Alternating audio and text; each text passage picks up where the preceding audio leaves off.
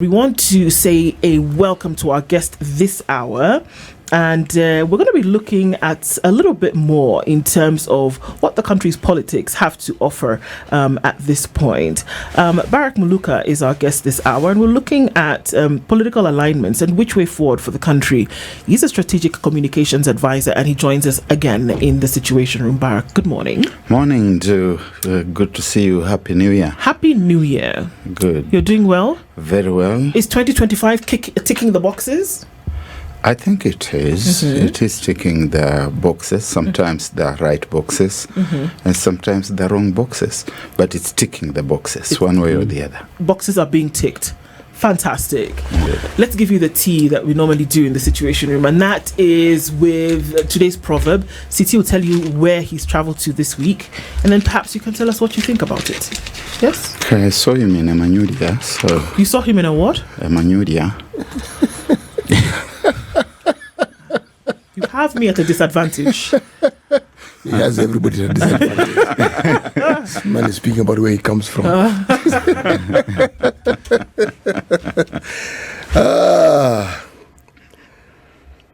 Let me ask you the question, my brother. Okay. Which country in East Africa do we associate the Rwenzori mountain ranges with? Uganda. Yes, correct. Yeah, Uganda. It's got a quite Rwenzori, and it means the mountain of elephants.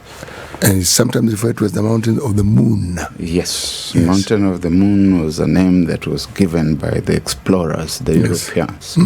Because when they came, they could see the moon. They could see it on the other side. But Nzori, in Uganda, is elephant. The elephant. So Rwenzori, the mountain of the elephants. It's a country rich in wildlife and rich in diversity of wildlife. That's the country we're in this week. The proverb: a dog with a bone in its mouth cannot bite you. Yeah, and we are seeing many dogs with their bones in their mouths in this country, and they can't bite, can't even bark. A few months ago, they were barking. So if you want to silence your critics, give them a bone. Give them something to do. To keep them busy. An eating mouth cannot be a talking mouth, except when it's mine. And then you find you can actually sit to the company of your enemies and you all getting something done, but they're busy with the new shiny toy you've given them. And there you are. Well, I guess we're pointing in some direction as we start off this conversation this morning. And so we're looking at political alignments. And it seems to be as though many dog has been given a bone to chew on. But these are also forming political alignments in the country, are they not? They are forming alignments, certainly political alignments, perhaps for purposes of making the regime in power for the time being survive this season up to 2027, and perhaps beyond that, looking at the possibility that they could carry themselves into another future, which would be the second term for the current regime. And therefore, we can say that they are assembling, massing the troops, not just to keep the current dispensation intact within the troubled context in which it obtains, where the citizens are by and large not very happy if we look at the opinion polls that we have been seeing in recent times, but also beyond that, hoping that they could constitute themselves into a viable and formidable partnership that could see them win, or howsoever concoct victory. Win what? Or otherwise concoct victory in the 2027. I say otherwise concoct victory deliberately because we have had the sirens crying out aloud and saying things like if the ballot box will not have enough papers, enough correct papers, we will stuff it with the right papers. We have had that said in public, in broad daylight. Yes. not shy. No. Why do you think we hear this? Because there's the choir master, there's the lead vocalist, but then there's the choir that continues singing the chorus regardless of what it is. The choir, the lead vocalist at one point could change the tune in the middle of a performance and it wouldn't matter. The rest of the choir just continues singing. Why do we see that? Are we talking about blinded loyalty? Are we talking about almost, clear sycophancy?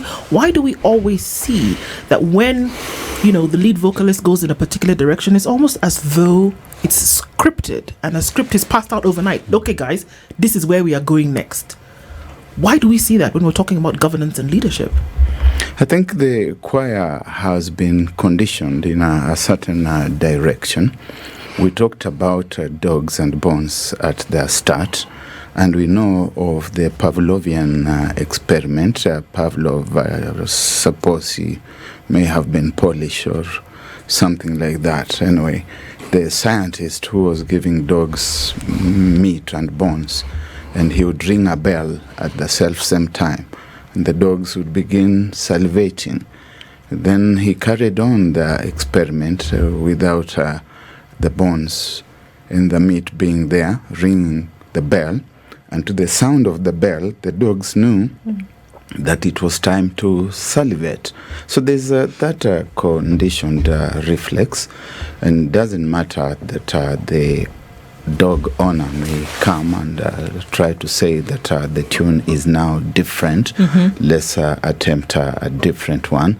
They are used to doing it in a given manner, given way, and they are focused. Once you've trained your dog, it knows that if you pat twice, you are telling it sit down. If you pat once, it knows you are telling it attack. If you tap 3 times, it knows you are giving a specific instruction. And you may come to the public spaces and tap differently from how you have taught your dogs. And the people who are outside interpret the tapping in a manner in which it is conventionally supposed to be interpreted. But the dogs which you have trained in a particular way understand that you are calling them to attack. Pavlov, classical conditioning is what they called it. He was Russian, but there's a key element that was made the experiments that he had. It was the reward element. Yes. It helped with the conditioning, because when you behave in a certain way, in the case of the dog, you rate the bell with the meat. The meat was the reward. So the bell signified reward. So after a while, when you withdrew it, as long as there was the bell, they salivated. Yes. And I mentioned the reward, and thank you for bringing up Pavlov. I mentioned the reward element because the sycophancy and the singing discordantly has to do with the reward element. It's not suddenly because they've changed policy or they've changed the way. None of that features in our politics. There seems to be a reward at the end of it, and that's all the people in the political class want. To be in a position when you have some authority and some power, in this case laced with a massive gas guzzler and an officer and all manner of people running around you to open doors for you and to call you all sorts of wonderful names. And then not to forget the many travels that you can then go to do all. That seems to be the lure. And it looks like we don't have anybody who can resist it. Well, can we, sorry, Dennis, but do we finally say, we've been flirting with the idea for quite a while, and maybe flirting with the possibility, but then it is seemingly more true now that many a politician who is given a position is not interested in the development of its people or its land, but that what you can get. The distinction has been made between the politician and the statesperson, the statesman. The statesman, the individual who thinks about the welfare of the state, the welfare of the people, who thinks about the next generation. Unlike the politician who is thinking about self-service, self-gratification, self-fulfillment, and who thinks in our context here about the woolly materialism that our city talks about, and which goes beyond the toys that we see these people harassing us with on the highways, and their toys actually, to move on to the space that is called tenders and tenderpreneuring. When they say kusema na kutenda, they mean to speak, just to gabble, to mumble, to twaddle, and to tender, and to enjoy the tendering processes. Kusema na kutenda. Yeah, and yet, even when all this happens, the person who suffers the most is the citizenry, that Kenyan who has to get the services because the bone is dangled and you're there to please your master. Yet services does not get down to the people. So with all these alignments that we are seeing, the opposite of it is lack of services to Muluka, to Aseto City and Ndu. What would be the solution? First, I think we need continuous civic education. When we wrote into our Constitution of Kenya 2010 matters that pertain to civic education, voter education, we did not do so out of levity. We did so out of the understanding that we need to engage all the time with the public, to sensitize the public to the reality that their choices matter. Their choices shape not just the destiny of the nation, they shape the destiny of individuals, they shape the destiny of your children tomorrow, and they shape the destiny of the country. Because there's a sense in which people are zombified into some mental dysfunction, where they look at certain individuals who are appointed into those spaces and they start thinking that they are also part of the dispensation. For example, within the recent past, you have seen people from the Mount Kenya region being appointed into the Ruto cabinet. And that is meant to hoodwink the people of the mountain to believe that they are part of this government. And if there is any eating taking place, that they are also at that eating table, where they may be made to believe that they made this government and therefore they must not be left out, they must be part of the party. Or you have seen people from Luo Nyanza seeing a couple of fellows being called to that cabinet, and they go on to say, now we are in government and therefore we will not any longer participate in maandamano or in any other form of protest against this government's offensives against the people of this country. Now, these are people who need perpetual voter education to know that nobody can eat on your behalf, that if you are hungry, it doesn't matter that you go to the biggest banquet and that people are eating and you're watching as if you're watching a football match in which there are rules and regulations and you're not supposed to participate apart from cheering them. If you're going to be a cheerleader at an eating banquet, you go home hungry. And that is what is happening in this country. And that task belongs for the time being to the IEBC, that between one election and the next one, it's supposed to engage the country in a continuous voter education process. But we can see that IEBC has been sent into a state of permanent paralysis.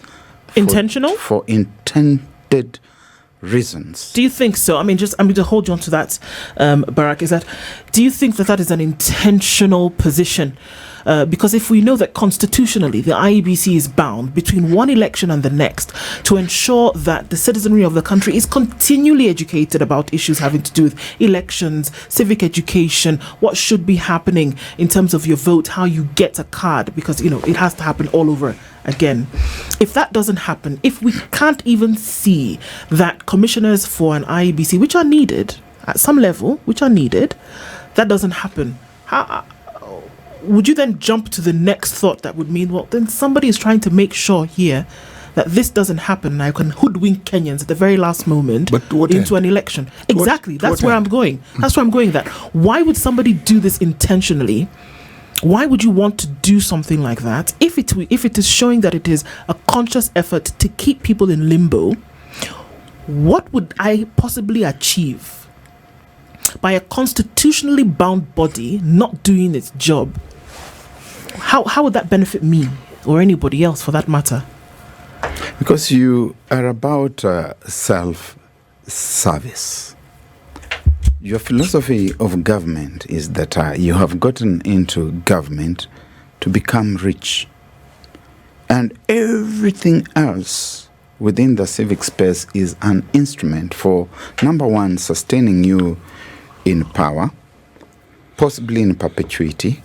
That's why we have had some people saying that they know how to manufacture presidencies that last a quarter of a century.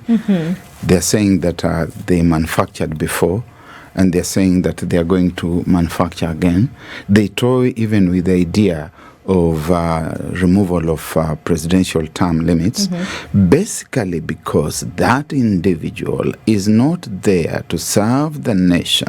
If that individual were there to serve the nation, if that were their political leadership, governance, and management philosophy, they would be thinking about presiding over a 5-year period and going back to the citizens to say, see, I have done all this.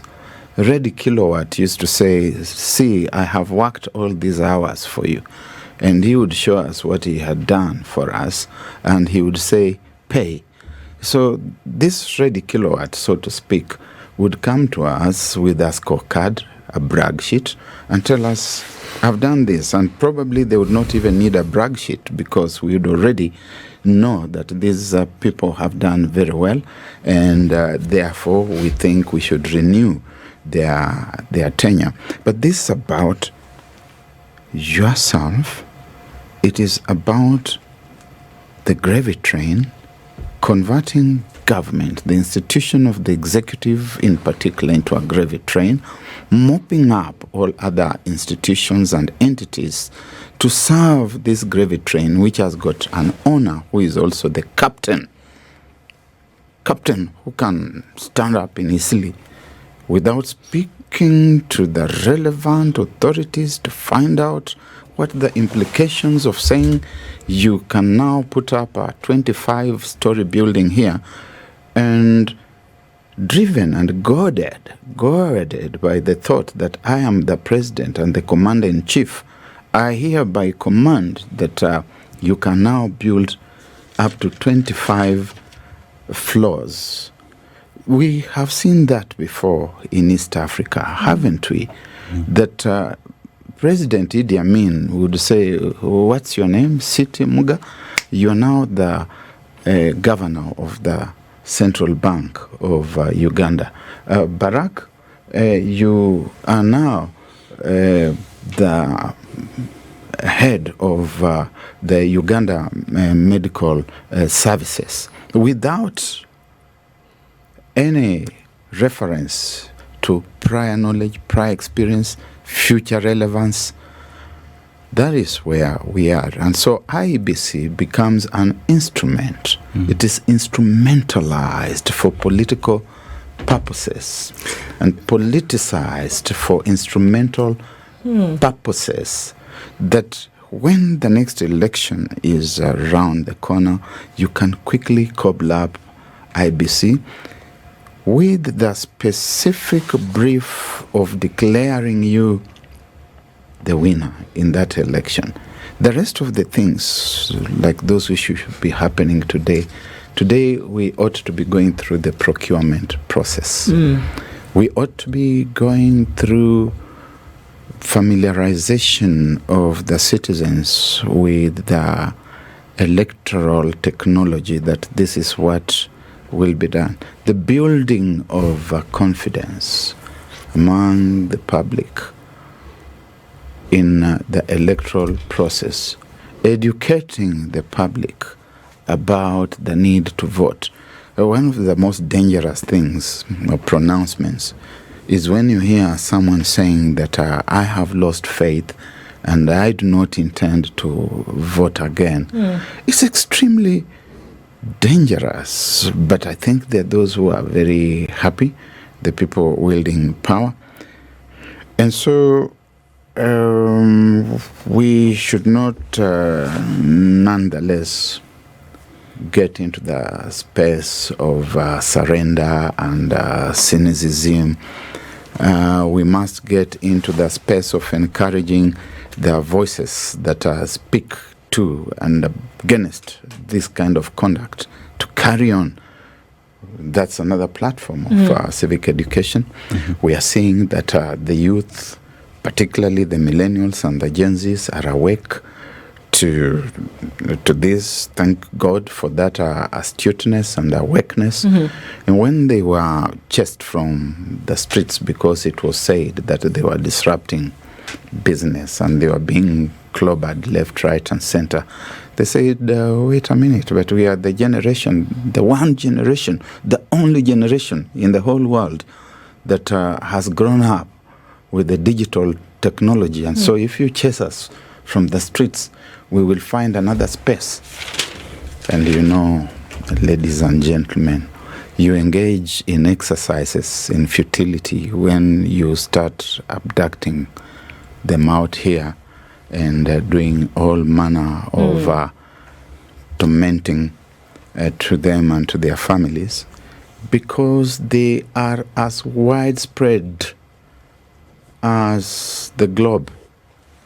Are you going to arrest them all? Abduct even the ones who are preparing those caricatures from New Zealand, from Australia? Barrack, as you're speaking, the thing that comes to mind, and my mind was actually doing a trip. And I was thinking from the times when there were monarchies, and what it is that those who were related to the king and what they did to ensure that they remained in power. And then I thought back to the people who gave meaning to the word dictator, and in the West, not here. Yes. The things they did. Whether it was the people we refer to as communists, whether it was the governments related to them. Then we come back to our own continent, and people who had this monolithic power, or so they thought.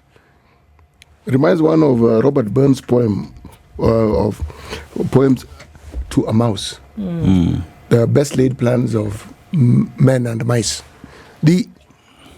There's something called the role of chance that has this nasty habit of intervening in the best laid plans, because you've laid it out well. Someone seems to have orchestrated a plan to ensure that they will control everything to do the elections. That's precisely the point. It's when you think you've laid it out well and you've understood and these are the expected outcomes, something completely untoward comes in, something you didn't expect, or you set in motion something you didn't expect, and that's what now comes to bite you. The very thing you thought would help you achieve what you wanted will harm you. The complete opposite is what happens. The guillotine. How very apt. The guillotine. The guillotine. That the person who fashions the guillotine for purposes of beheading the critics of the state ends up losing losing their head to the guillotine. The turn of events, the unknown winds of change that are going to blow in the coming times. Because when you say that we are going to stuff the boxes, when you say things like aende wapi, that we won when we were not in government. Now we are in government. You are assuming that you are going to mobilize the instruments of violence against the people to accept whatever outcome you announce, or if the IBC should announce something different, that you will refuse to hand over power and say that mutadu. Now, you are assuming very many things. First, you are assuming that you have a monopoly of violence. Citizens are demonstrating even now that they will obey the law and the rule of law, Aseto, to the extent only that those who are the guardians and custodians of law and order obey what you say. the law. When they don't, you start seeing the citizens occupying that space. And they are saying, we are now in charge. We are now exercising our sovereignty directly. You have seen that happening. They are also assuming that the armed instruments of state will sympathize, empathize, and agree with them. Who is telling you that the police will always be with you? That's a good question. I'm having this conversation with Strategic Communication Advisor Barrack Muluka, and we're looking at some of these political alignments, what people are saying, and where it's going to take us into the next 2 years. Looking at political alignments and which way Kenya really, as we've been discussing. Yeah, and we talk about political alignments, and this is all because look at the appointments that are happening right now as we speak. Is because they're trying to. It seems like as though they're trying to ensure that the current administration continues undisturbed and power 2027 is there. But even as you talk about matters to do with civic education that needs to be there, in my humble opinion, I think civic education needs to be done more on the politicians because they do not understand what their role is in serving the republic. Look. Aseto, first, the opinion should not even be humble. It should be as bold as possible, because it is spot on. But I think these are old dogs. City introduced the notion of the dog at the start, and so we travel with the dog and the dogs throughout.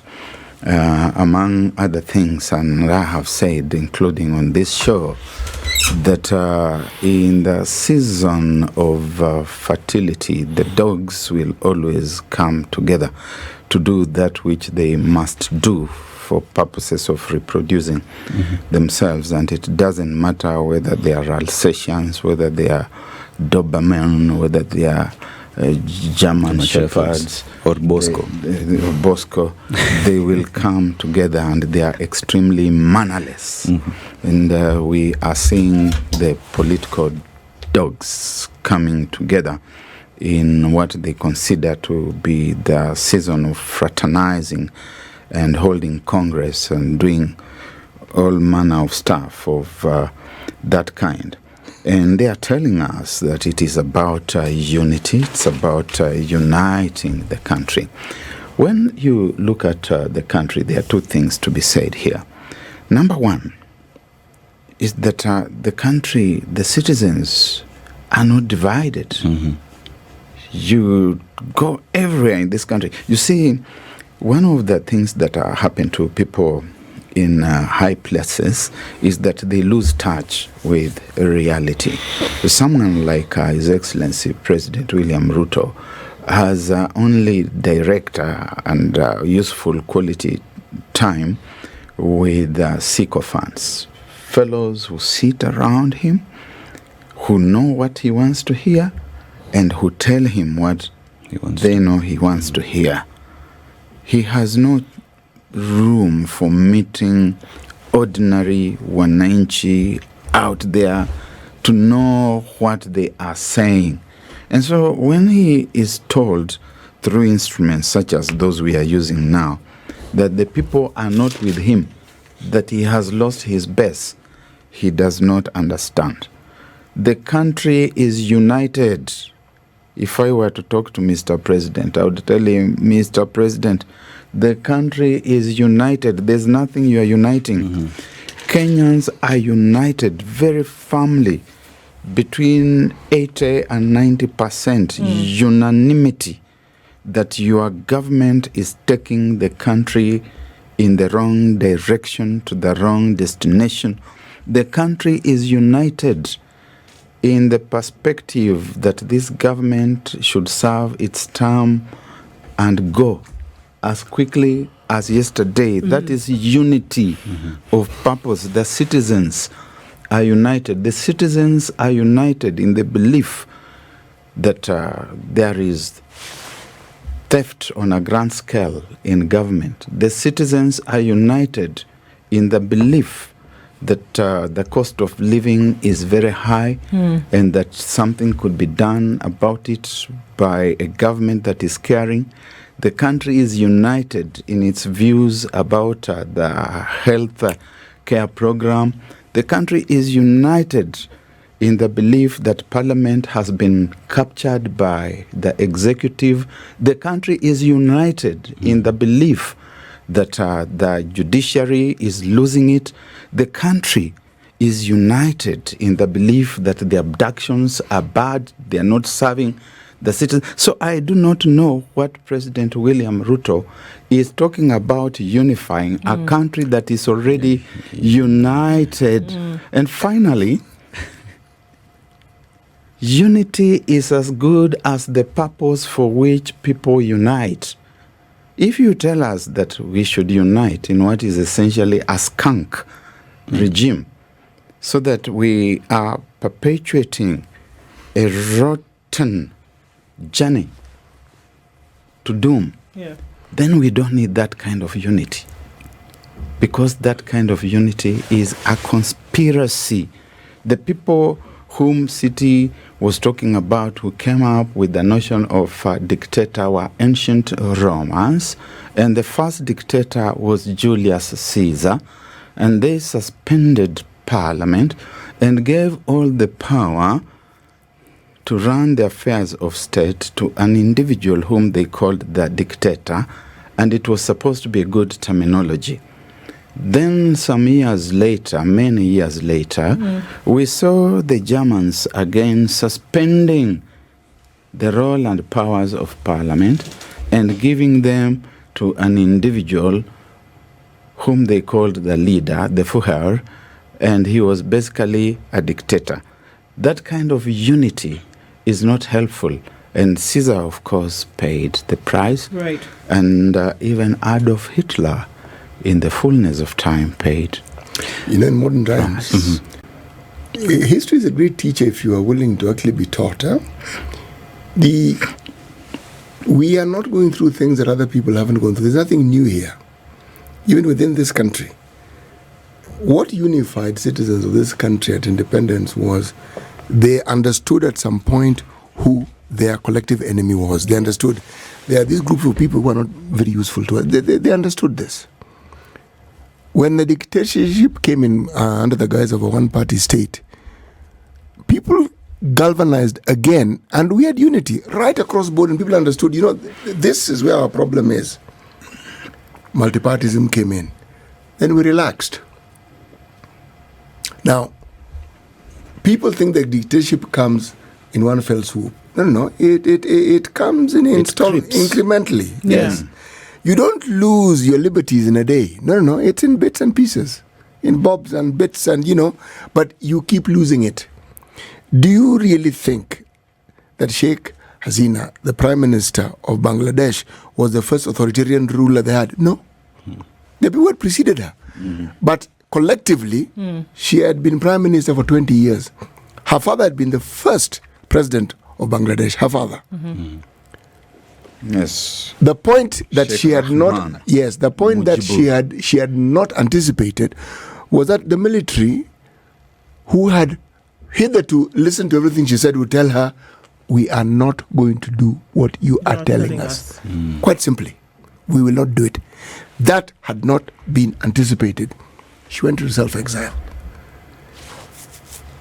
The thing about losing touch with what is happening always ends up in you making decisions that have no bearing on the reality on the ground. And if I may just add to what you've said by appearing to offer a different opinion, the president is actually right when he says he's unifying us. It's inadvertent, but he is. Yes, yeah, you could say that. Inadvertently. What he thinks is unity that he's doing is different from the reality of unity. It's what we would call a philosophical antinomy. There are two things that seem to contradict each other. They seem to be diametrically opposed. But, yes. But everybody's speaking on them. But they are actually both correct. That on the one hand, the president is unifying the political class at the very top. And he thinks that by so doing, he's unifying the country the entire citizen to go with him. But the byproduct of what he's doing is that the country is actually uniting against him and that class of people. And that formation that he's fomenting. Yeah. What's the danger in that when we look at the fact, or we look at what's happening here? That for the first time, well, maybe not the first time, but with as much vigor as we see it, that people are not talking about issues, to do with, I will not, engage with you on matters of tribe. I will not engage with you on matters of class. But we're saying, I will engage with you no matter who you are, because of the problems in which we see the nation at the moment and the manner in which it is being governed. Has not happened, not at this magnitude, for a very, very, very long time, at least not in Kenya. What's the danger of not being able to see, of having tunnel vision when it comes to this is what your people are saying? You may be hearing the noise, but you're not listening to the message. So even when you do make political appointments, when you have these political formations and these political alignments, you could be thinking that what you're doing is sorting out a problem. But the folks on the other end are saying, excuse me, we are here and that's not our issue. And those folks who are saying that are in the majority. The danger is not for the people. The danger is for the head that wears the crown. Indeed, ultimately, the danger is for one individual who is going to discover that he is on a lonely island. President William Ruto is sleeping in the middle of a revolution. He is a latter-day Rip Van Winkle, who will wake up one morning to find that the country moved and he's alone. If he had an iota of good people around him, whom he listens to, they would tell him to see how the space around him has begun crumbling. The space around him is disintegrating. People he thought he had are coming out to tell us that no, enough is enough. Yeah. We have said on this platform that when the turtle comes out of the sea to tell us that all is not well within that sea and that a crocodile is sick, we should believe him. Now, Barrack, you talk about his inner circle coming out and speaking up, and part of this inner circle as well was you during the campaigns when you offered your services to him. But it got to a point, your Damascus moment, and you said, Ibasi lazima nishuke. But is it a question of a president that does not listen or see what others are saying? Aseto, I've always been in Damascus and unbeknown to you. And when you talk about my discovery of a Damascene moment, of course we have to understand that you probably speak on the basis of a knowledge gap, because sometimes the constructs are extremely complex. The issue is simply this, that we had a vision. We had a plan for this country. And I'd like you to look at that plan and fault it. It is infallible. It was a good plan. It was a good plan. And we had a good candidate who understood how to articulate that plan. And then we got in the house. And as soon as we got in the house where we should have been safest, the rain started beating us. I'm sorry, when you say we, who is we? Sorry, Barrack. We who had formed ourselves around this candidate. Okay, you who, if we say it And in plain terms, you who had also thrown your support behind current President William Ruto. Absolutely. Okay. I invite you to pay attention.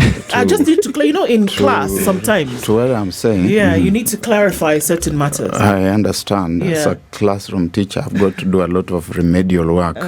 So we are together. Now, you see, when you get out of this place, you will see signboards out there pointing to different directions and destinations, and even telling you Mombasa that way. And it will tell you so many hundreds of kilometers away. Yes. Yes. And you'll find another one pointing towards Machakos and wherever. You cannot controvert those signposts. They are telling you the truth. And William Ruto was telling this country the truth. Justin Bidan Njoka Muturi has come out of that space to say that his party believed in the vision. He's saying there was a good vision, there was a good agenda, and he had confidence and faith in it. And those of us who have studied economics, who have studied political economies, communications for development, are familiar with the notion of the bottom-up agenda. We have come across it in communications theory. We've read about people like Daniel Lerner, people like Everett Rogers, people like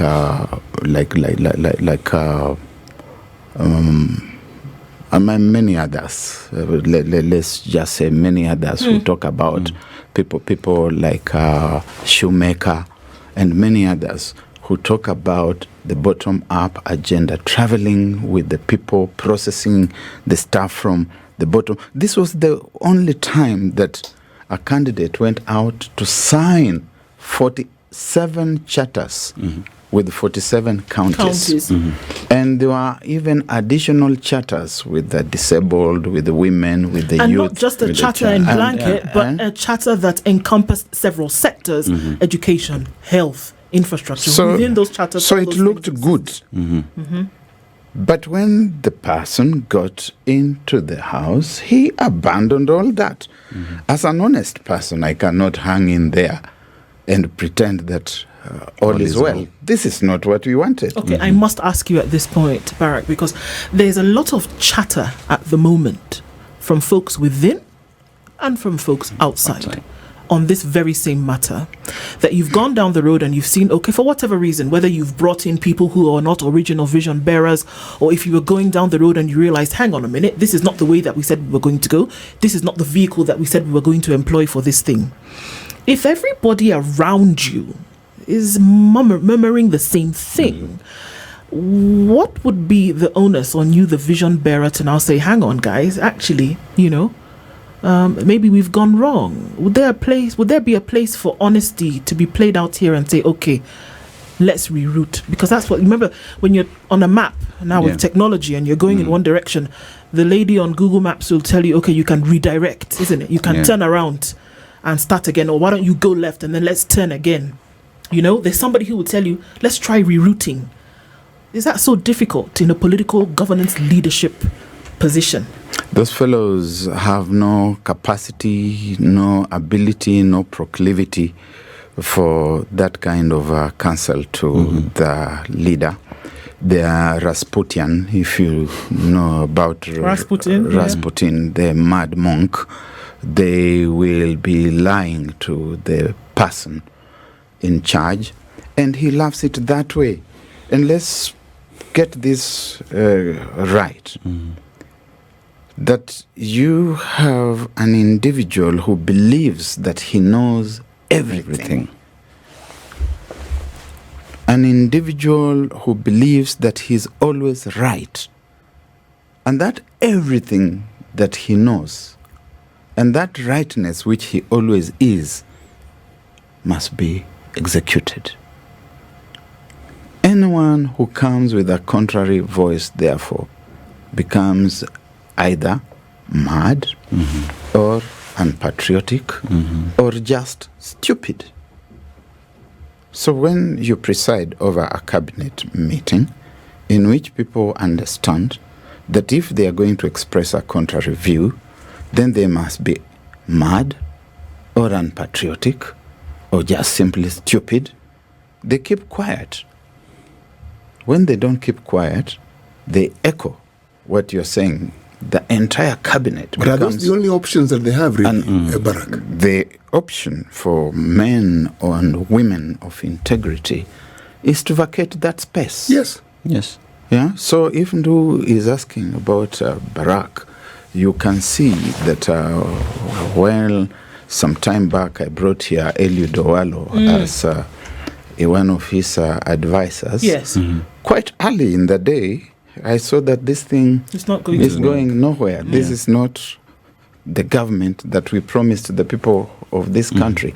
And I personally, quietly, voluntarily vacated that space because we must stay focused on the bigger agenda, which is the country.